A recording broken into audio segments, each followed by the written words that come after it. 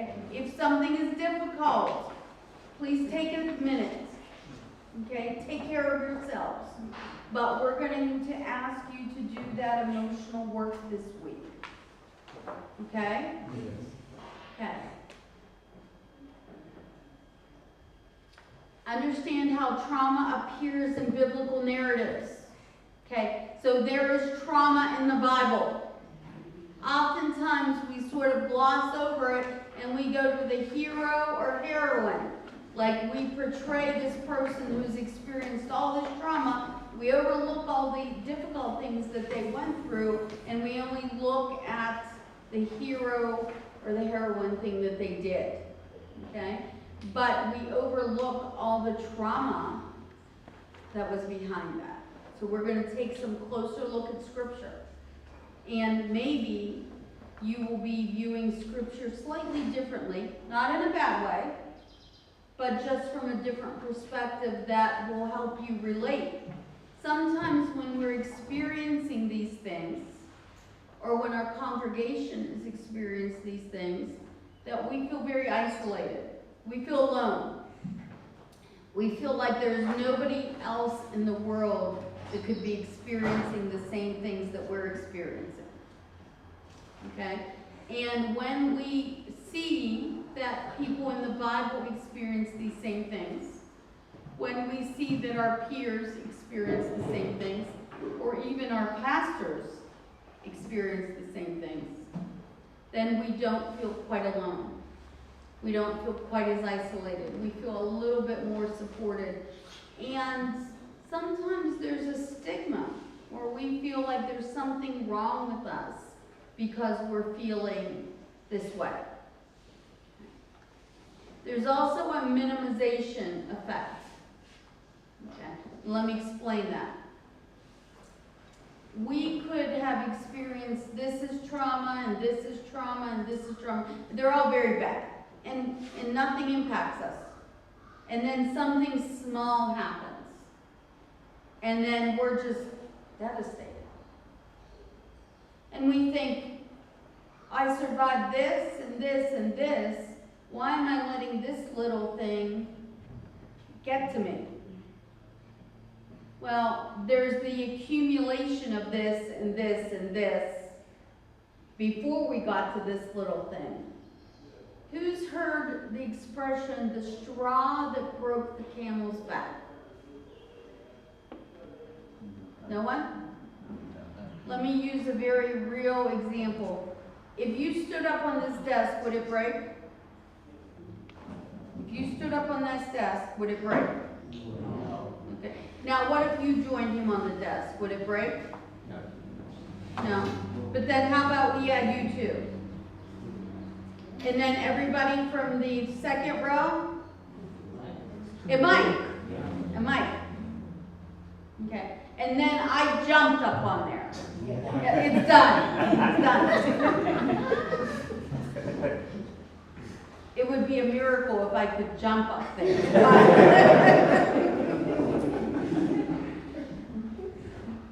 Okay. But that's how trauma works. The accumulation of trauma is what breaks us.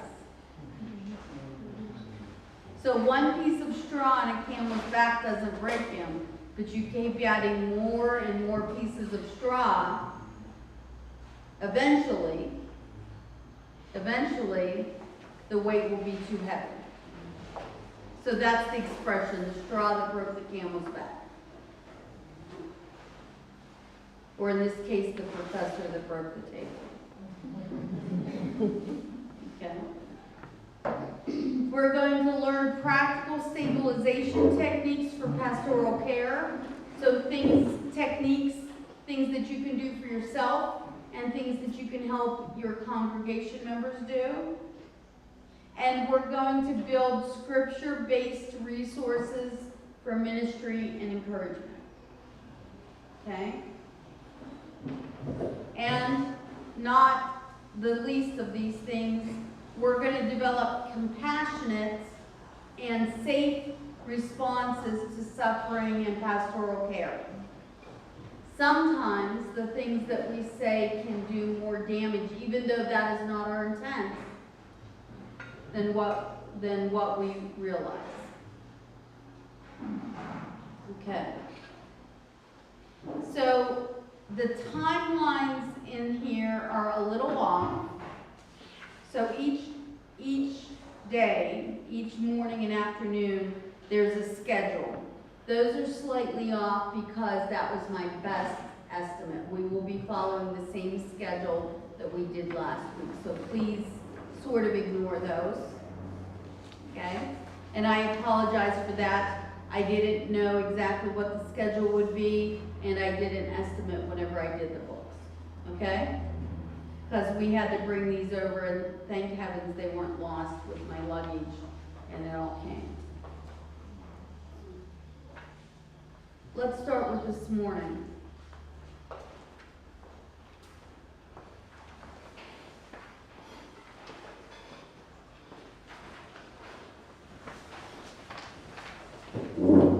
The rest of that course syllabus goes through the outline, so if you want to look through it to see what you'll be covering. But right now I am on day 1, reading packet, morning session, understanding stress and trauma. You see where I'm at?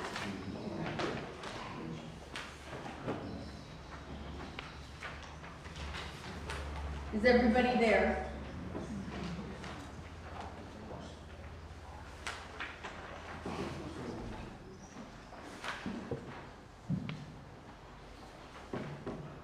Before we can help others, we must begin by understanding what trauma is, how it affects people, and how God meets people in the midst of their own suffering. Many of us encounter trauma every day without realizing it. Trauma may appear as anger, fear, silence, exhaustion, grief, withdrawal, anxiety, physical illness, spiritual confusion, or hopelessness. How many of you have experienced any of these things?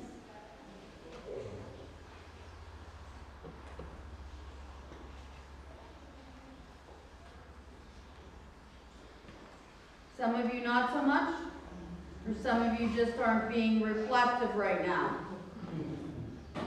Let me see a show of hands again. Who's experienced anger, fear?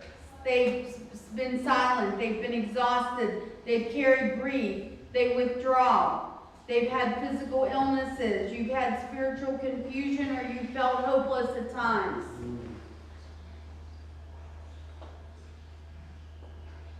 Thank you. Now we're being a little more reflective and honest. Remember, this week, I'm going to challenge you. Okay.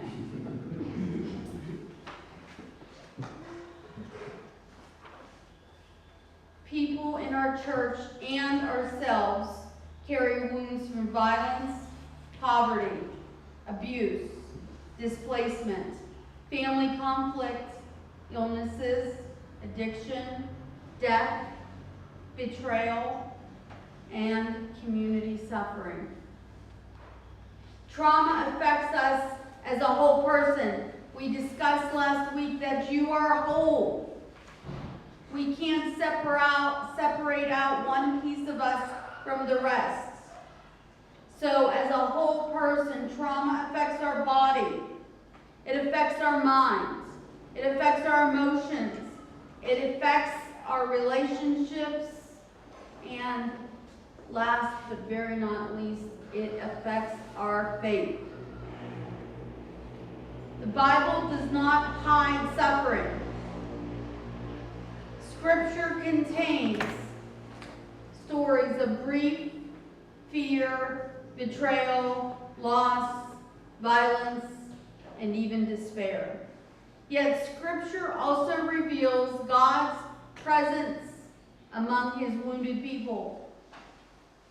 This session introduces the basic understanding of trauma and help students begin recognizing trauma responses in both yourselves and the people that we all serve.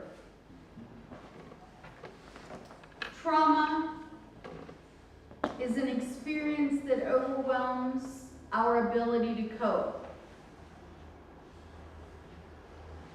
It doesn't sometimes happen immediately. Sometimes there's a delayed response. It can be a frightening event. It can be acts of violence. It can be abuse, war, for our children, neglect,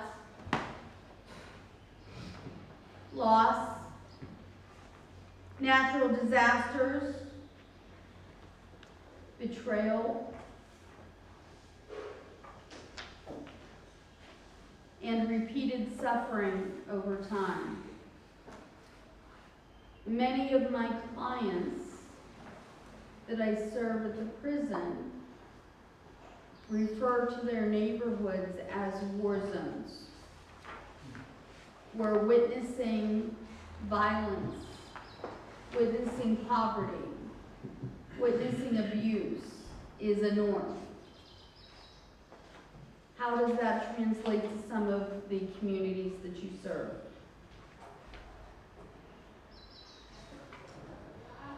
Comments? The microphone. You're going to be my designated microphone person for the week.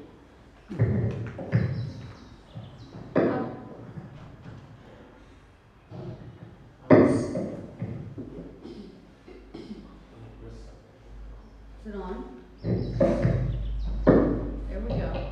Yeah, I was saying, our communities around face the same situations. These are the things that surround us in truth. Yeah. Good. Anybody else? Thoughts? Okay.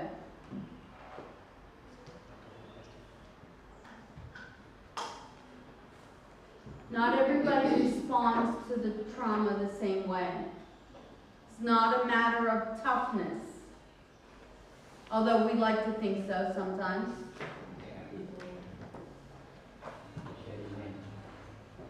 Women too. I can't do what I do without being tough. We have a saying, leave your feelings at the gate when we come in. You know the gates of the prison? There's no crying in prison.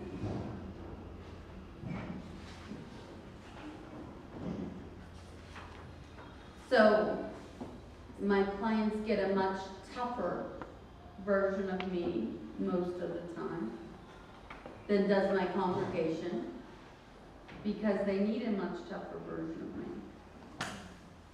Okay? If I were weak, okay, but does that mean that I don't have trauma? No, absolutely not. Absolutely not. Most of us have some type of traumatic events in our lives. I don't know very many people that haven't experienced a death, a car accident, some sort of betrayal, some sort of violence, maybe some sort of abuse, emotional, physical, financial, sexual.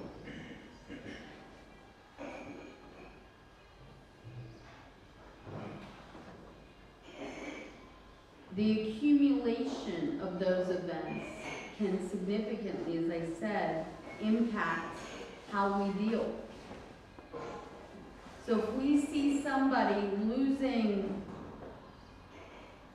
kind of not being able to cope, and we think that's just such a minor thing, why are they losing it? Why? Why?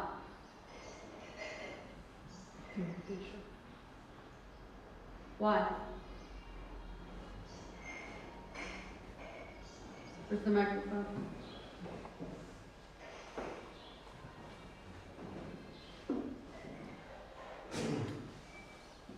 I think there's an accumulation of trauma over time, so it just needs a little trigger and then they explode. Okay. So, do we always know all of the things that happen to a person? No. Okay. Do we know their entire background? No. Okay. Should we judge when we see somebody sort of displaying some of these symptoms before we know all of that? No. Some of these traumas people keep hidden for their entire lives out of shame, embarrassment, family pressure. Am I correct? Okay. So trauma can be acute. It can be a single dangerous event. Who's been robbed before? You don't have to answer if it's painful. Who's been assaulted before? Who's been in an accident before? Who's had a sudden death in their family or of a close loved one? Who's been part of a natural disaster? Chronic trauma. Who's been part of domestic violence? Who's been part of long-term poverty? Who's been part of ongoing abuse? Who's been part of community trauma?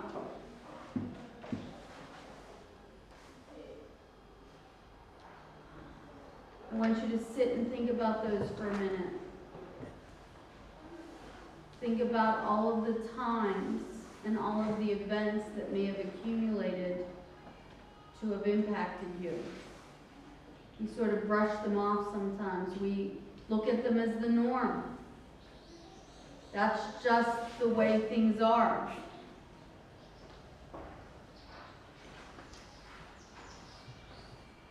And we don't realize that they're taking an accumulative toll on our bodies, our minds, and our spirit. I'm going to say that again. Reflect on these things. Think about if they've happened to you or your congregation members, and know that they have had a lasting impact on your mind, body, and spirit. Even if we dismiss them as the norm, that doesn't mean they're not impactful. In fact, our dismissiveness of them means that chances are we've had our stress levels raised to this point, and that we're up here on a pretty normal basis, and we take that as the new norm.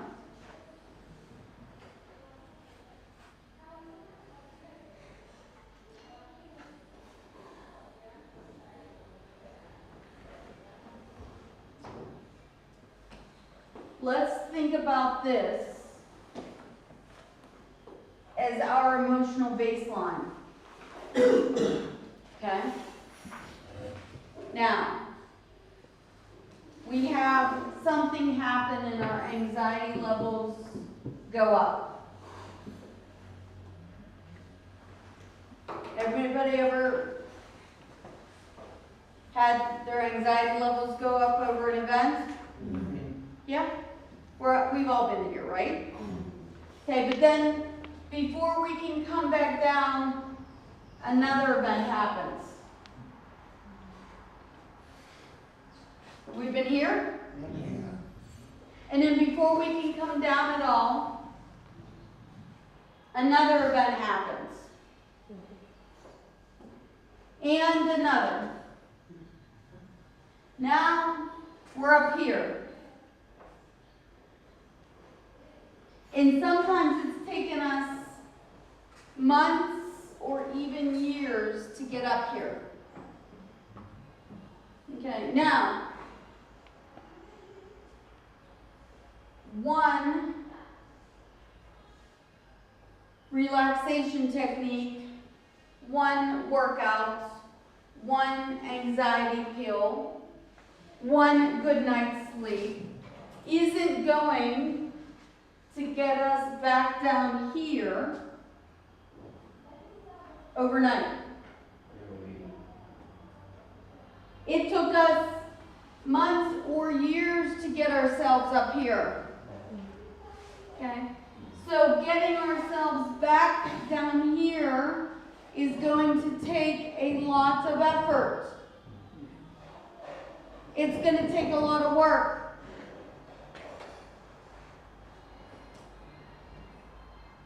Who plays soccer? Anybody else? Any other sports? Any other sports? You play any sports? Volleyball. It's been a long time since I've watched men's volleyball. Swimming. Swimming. Okay. Anybody else? I ran against myself. You run against yourself. I love that. I love that. I'll tell you why I love that in a minute.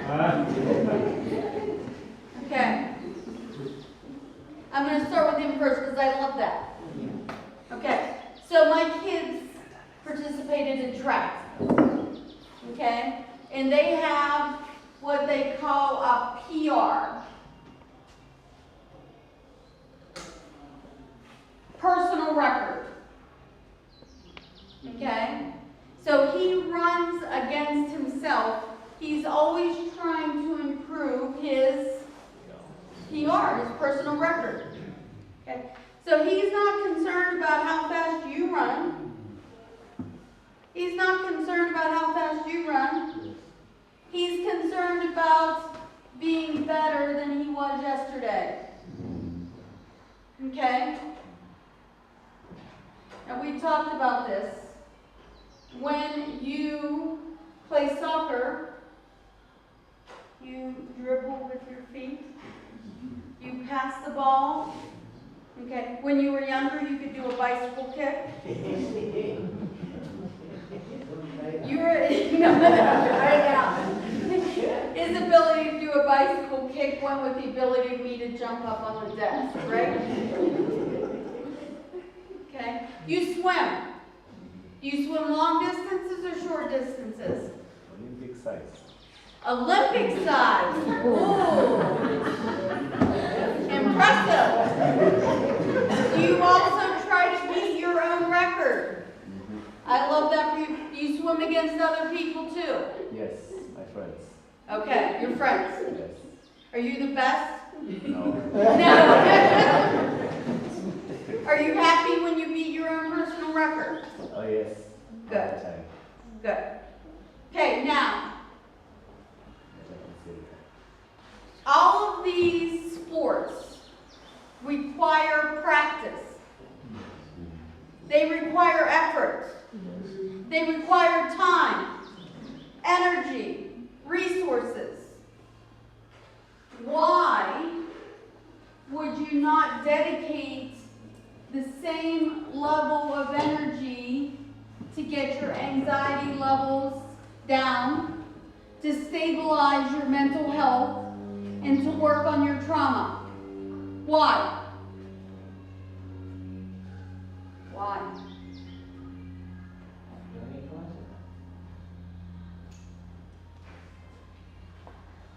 Why? Because I am actually in a platform where I was taught that I need to work on my trauma because I felt that it's normal to be anxious. I'm going to be beaten, or this guy is going to knock me, or I'm running on a deadline and all that stuff. So I've always taken them to let me know. So He said, and how many of you agree, he's never been told that he needs to do this? How many of you agree? Yeah. He's told that it's normal. He felt it was normal. How many of you agree? Why are you talking to me on the microphone? There's one right behind you. I want to hear you. I want everybody to hear you. We are always told that. In fact, as pastors, I think we don't have anybody to go to help us and to tell us on how we can deal with our own trauma. We are told to stay. You must be tough. You must be strong. You must be a hard man. Pray continue. I don't disagree with praying continually. I don't disagree with praying continually. Okay? But God gives us tools to use as well in answer to our prayers. Okay? So these tools, I don't want to say I'm a gift from God. I don't want to say I'm an answer to a prayer, because only God can decide that. But when He gives us these things, we need to utilize them. We can't be like the man in the flood that I used last week, right? We can't say, why didn't you save me, when we ignored 3 people that were trying to save us because God sent them, because we were trying to be tough. Okay, so we need to recognize when God is giving us a tool or a gift or an answer to our prayers. Okay? Okay, so this week, what are we going to be doing? Giving tools and working on tools that help get us down here. Are we going to be able to get you down here by the end of the week? No. How long did it take for you to get up here?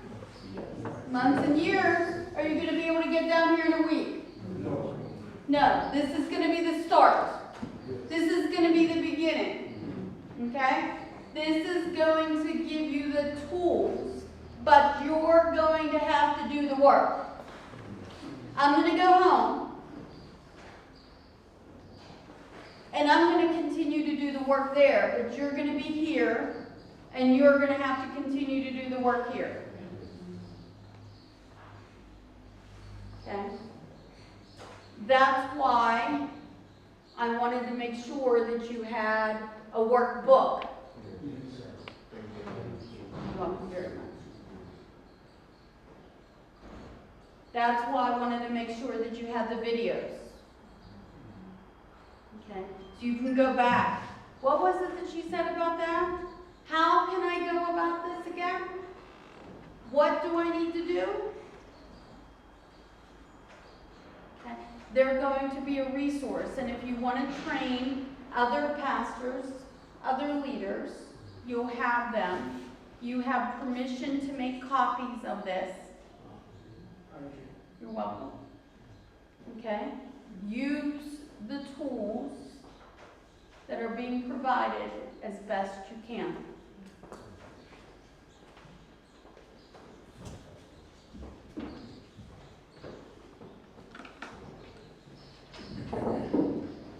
I'm going to switch to complex trauma now.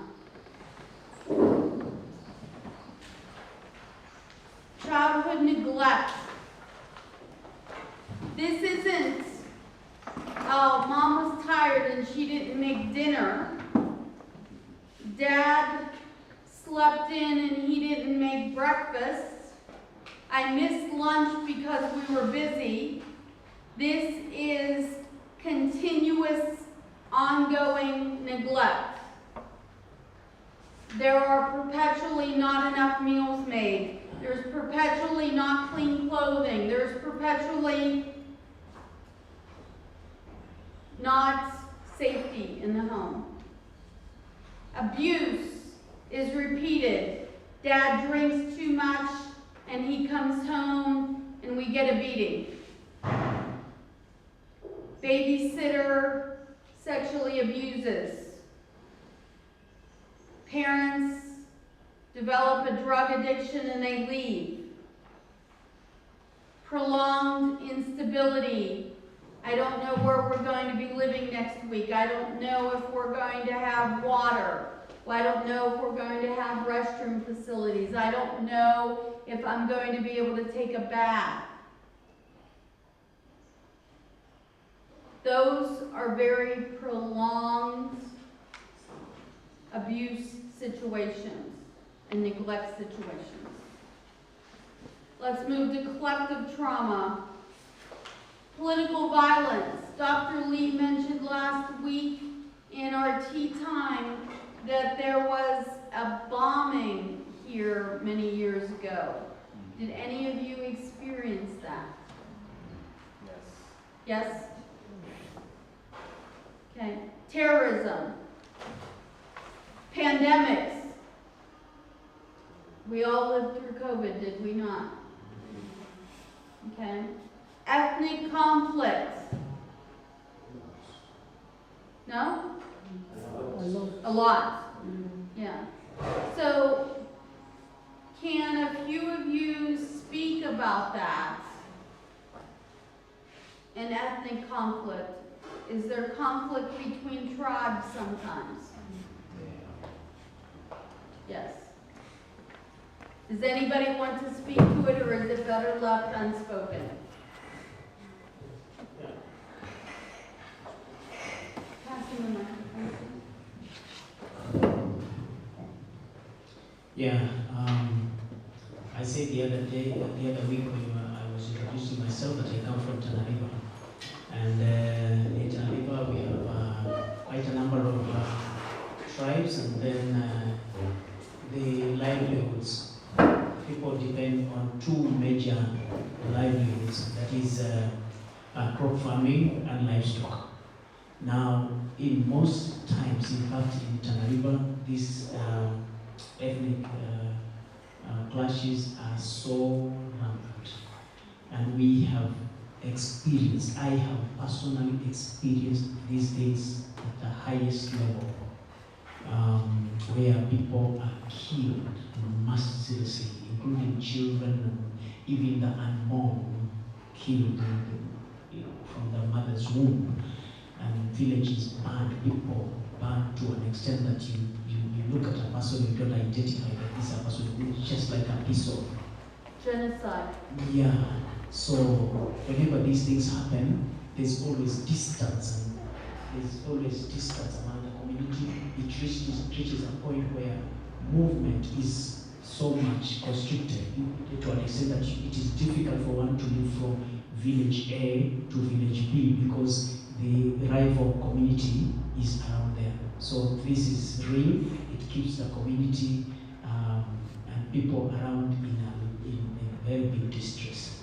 Isolated? Yes. Isolated.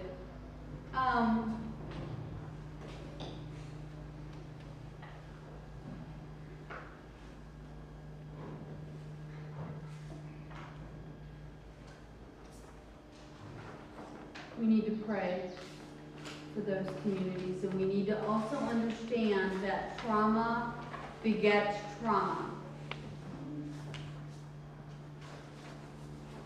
Let me say that again. Trauma begets trauma. Okay? So those who are traumatized often traumatize others. Okay? So in simpler terms, hurt people hurt people. Does everybody understand that? Hurt people who are hurt others. Okay? Displacement. Okay? So, how many people are forced to move or displaced due to jobs, due to economics, to live away from, because of war, to live away from their communities of support?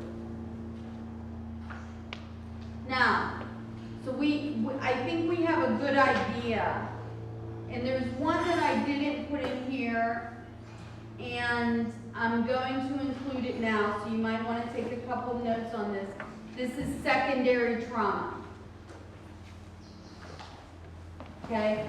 And this is the trauma that all of us experience. Okay. Please add this to your notes. Secondary trauma is the trauma that helpers experience because although we weren't the one assaulted, we're sitting with somebody who was assaulted and we're listening to the story. Although we weren't sexually abused, we're sitting with the person who was sexually abused and we're listening to their story. Although we weren't the ones who had the death in our family, we're sitting with the person who had the death and we're walking alongside of them. And we're carrying those burdens. Okay? And they accumulate. We're carrying that anxiety. We're carrying that stress. We're carrying the weight of our congregations. And they accumulate. We didn't experience them firsthand, but we hear them. We hear about them. We experience them secondhand, and we can accumulate secondary trauma. Now, think about the cumulative effects of trauma. So say in our own personal lives, we've had trauma X, Y, and Z. And now we're pastors, we're caring for others, and we have secondary trauma on top of that. How many times have we come home from a pastoral session and sort of just sat there? Sort of cried a little. Wept at the sadness of it.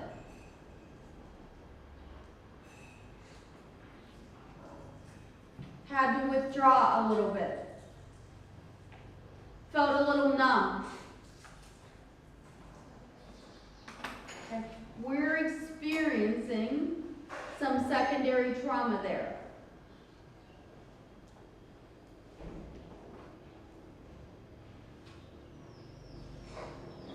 Common responses. Fight. There's 3, by the way. These are natural responses that are programmed into our brain, and they're immediate responses to a traumatic event. And they're fight, flight, and freeze. Okay? So if I'm faced with immediate danger, our first response could be fight. I know mine is. And we chuckle whenever we say that. But for years, I worked with juveniles who were part of the legal system, and they were very violent. Here's a scar where a child bit me through 3 shirts on my arm. And I did that work for over 15 years. So it was not uncommon for me to have to fight teenagers at least 2 to 3 times a week. And then I got into my 40s and I was just getting too old. I hurt. I hurt. My knees hurt. I'd be bruised. They'd be fine in a day and I would just be limping. And then I said I need to go work in a prison with inmates.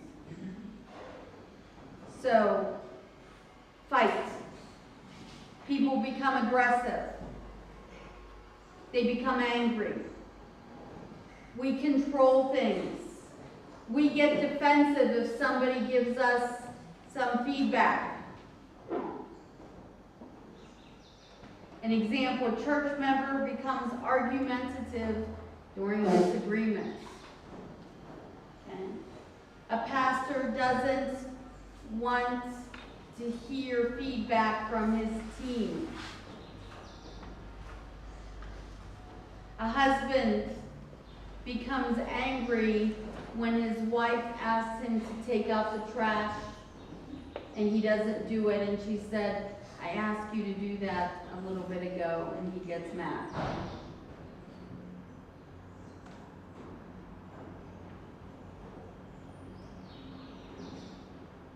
We've all done this, haven't we? Yeah. Yeah. Instead of saying, you know what, right? You're right, honey. You did ask me to do that. I'm sorry I didn't get to it. You know what? You have some valid feedback. I think it would be more helpful if I taught this way. You know what? I appreciate your concern. I will try to do a better job when I'm preaching next week. And from now on, I'll practice.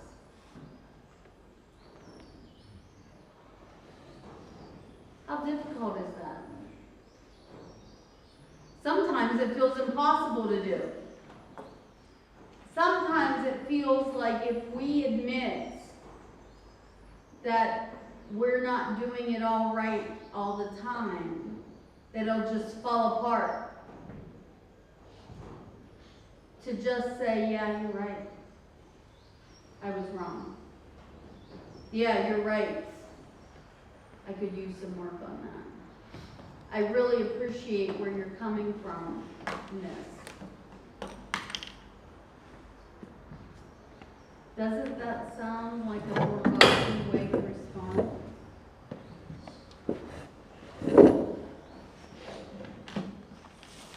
Doesn't that sound like a more godly way to respond? I'm going to say it one more time. Doesn't that sound like a more godly way to respond? Yes, it does. Thank you. You're welcome. Just trying to make sure you're all awake. I know it's Monday morning and you all had loud weekends, right?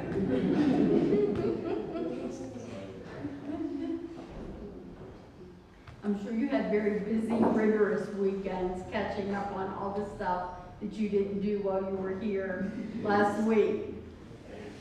Yes, yes. Okay. Flights. How many people are avoidant? They run away. You ask your wife or your husband to do something, or you want to discuss a problem, and they avoid you. They shut down. I'm not going to deal with this right now. Providing it's appropriate time. You don't do that in the middle of a church service, obviously. Okay? But, hey, honey.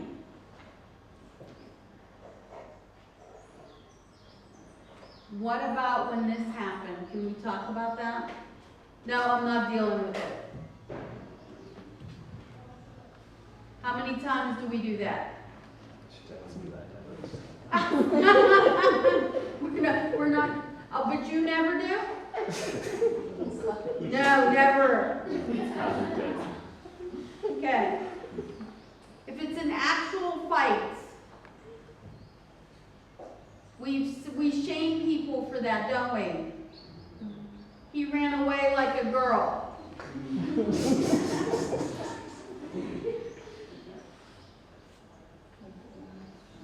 You're laughing, but am I right?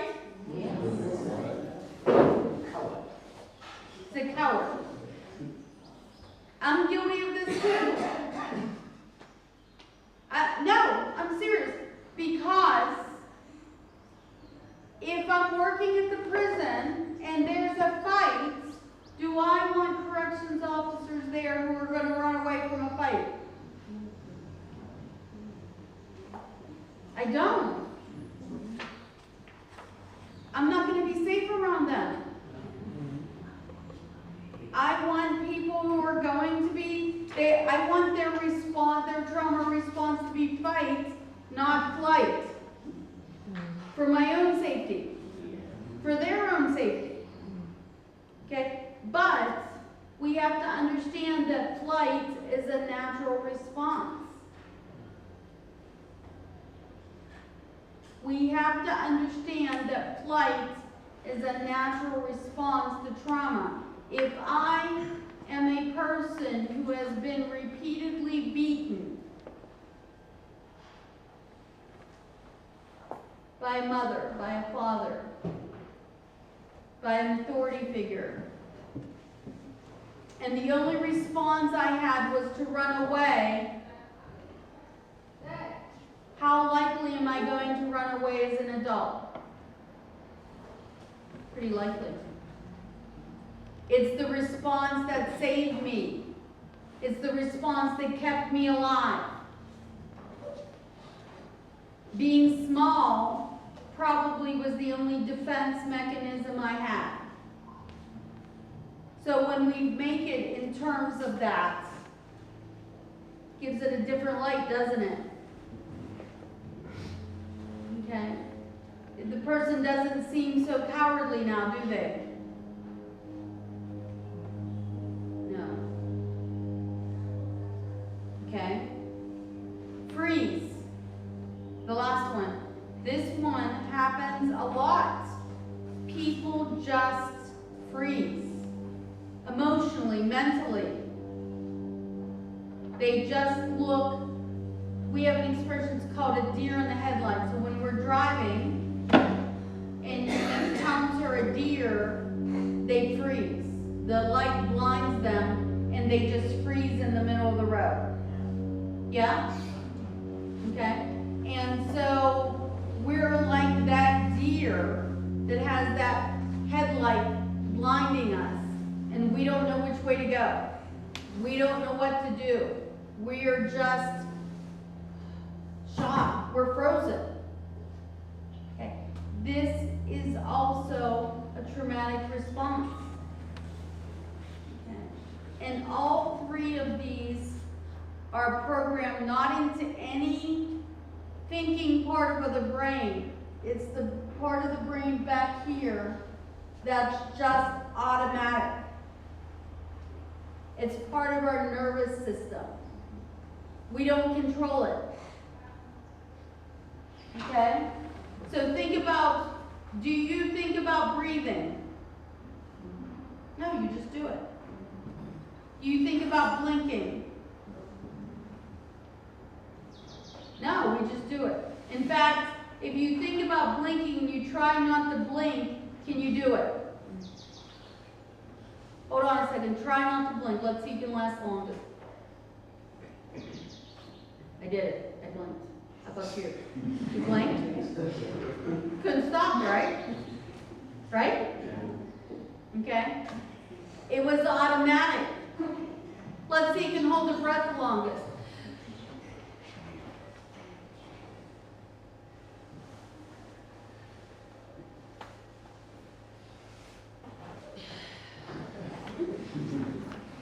I would pass out. My body would make, no, this is true. Your body, you would pass out before your body would let you die of lack of oxygen. Okay?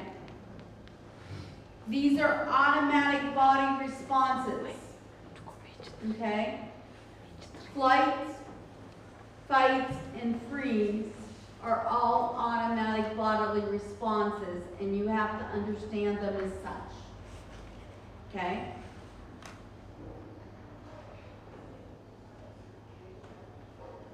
When all of these become so overwhelming, we can literally have a mental shutdown or a collapse. Okay? The person who doesn't get out of bed for days or weeks. One of my girlfriends was going through a divorce, and she called me up and she said, I've been sitting on the couch crying and watching TV for 2 days. Is that bad? I said, no, give yourself one more day, and then you have to force yourself to get up. You can't live there. You can't live there. Okay. And she said, okay, good, deal. I'll give myself one more day and then I'll get up. Okay. But sometimes we don't have the ability to get up. She did, because I knew she had the ability, because she had the ability to call me. She wouldn't have had the ability to call me. I'm not sure she would have had the ability to get up. Okay. But she had the ability to call. She could recognize what she was doing. So those are slightly different. Does that make sense? But if she wouldn't have had the ability to call me, if she would have been staying there, she would have recognized it. She would have been in that shutdown collapse mode. Okay? Now, how does trauma impact our faith? People ask, where was God? Why did this happen? I've been faithful. Why would this happen to me? I believe. What about the person over there that doesn't believe? Why didn't it happen to them? Doesn't God care about me? Am I being punished? And we can also have the impact where we feel like God is punishing somebody for their sin. God is punishing them for something they did. God is punishing their family for some generational sin. Okay? Trauma may also impact our prayer. We say pray continuously, but if we feel like God is not answering our prayer, what might we do? We might not pray. Okay? It might also impact our trust in God. Okay?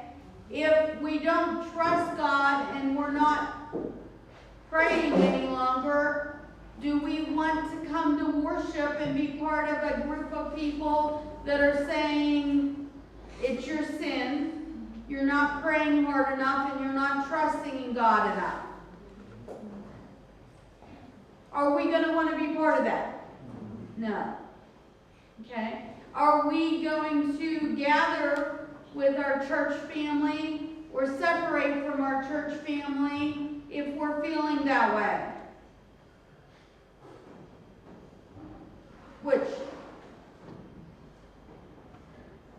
We going to separate from them, or are we going to be closer to our church family? Separate. Separate. And if we're withdrawing from all of those other relationships, naturally we may be withdrawing from our other relationships as well. We're not interested in speaking with our spouse. We don't care what the kids are up to and they're running wild. We don't call our mothers like we usually do, or our sisters, or our brothers, okay, or our friends. When we're seeing these things, we must respond carefully and compassionately. Not, I'm going to say this, and you're going to repeat it. Not every suffering person needs you to correct them. Not every suffering person needs us to correct them. Not every suffering person needs us to correct them. They just need our presence, our listening, and our safety. They just need our presence, our listening, and our safety. One more time. They just need our presence, our listening, and our safety. Okay. Let's of biblical narratives of trauma. 1 Kings 19. After confronting the prophets of Baal, Elijah flees in fear of his life. He becomes exhausted, isolated, hopeless, and he asks God to let him die. What are the signs of trauma and distress in Elijah? What else? Isolation. What else? Exhaustion. What else? Hopelessness. And Emotional collapse. what did God do to respond? He doesn't immediately correct Elijah. What does he do?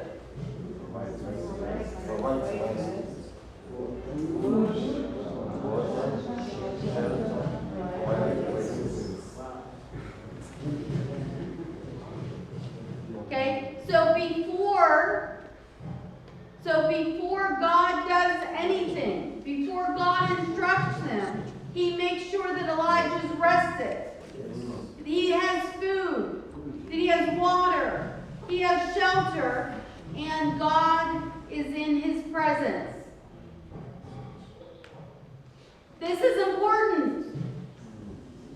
So when we see somebody who has experienced these things, rest, food, shelter, water, clothing perhaps, and your quiet presence,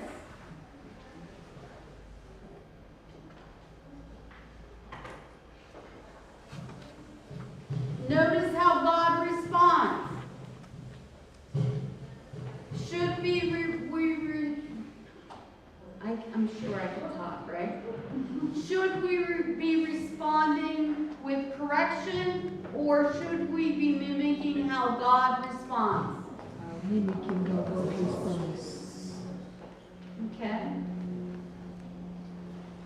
Now, let's look at David's grief and fear in the Psalms. Many Psalms express emotional pain and honesty. David speaks openly about fear, about betrayal, about grief, about anxiety, about loneliness, and despair. Psalm 13 begins, how long, O Lord, will you forget me forever? He's questioning God. He feels abandoned by God.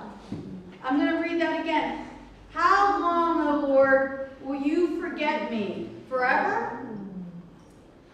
Psalm 22 begins, my God, why have you forsaken me? And what does Jesus say on the cross? The same thing. My God, why have you forsaken me? These are not weak prayers. They are honest prayers. Are we being honest in our prayer? Are we saying what we think God wants to hear? I'm going to say that again. Are we being honest in our prayers? Yes. Are we? Are we? Not always. Not always. That's the most honest thing I've heard this morning. Not always. Not always.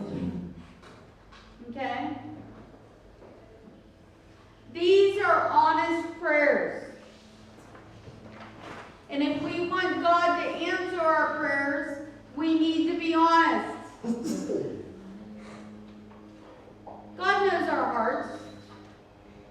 God knows our hearts. Lament is part of our biblical faith. It's demonstrated throughout the Psalms.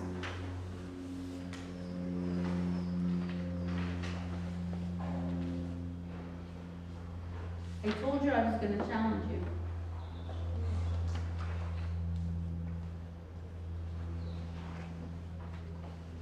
Jesus in Gethsemane,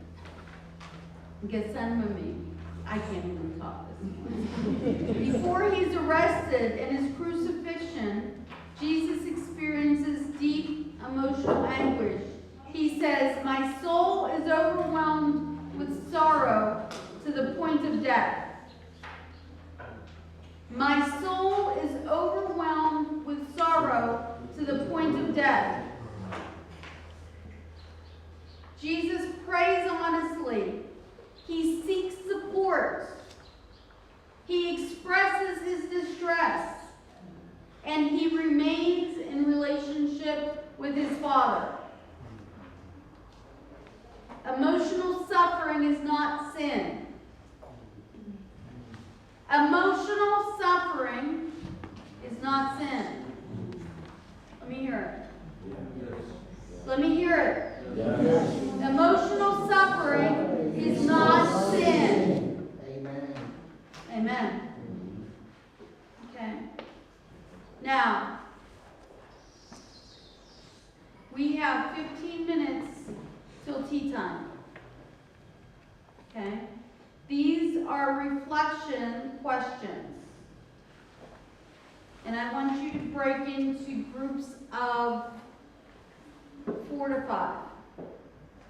And I want you to work on these 5 questions together, collectively. So in your small group, and these are the questions. What forms of trauma do you commonly see in your community? How do people in your church usually respond to suffering? Have you ever seen someone criticized spiritually when they were actually emotionally overwhelmed? Which biblical story from today connects most deeply with you? What surprised you about the connection between trauma and Scripture? Okay, so break into groups and start working on these questions.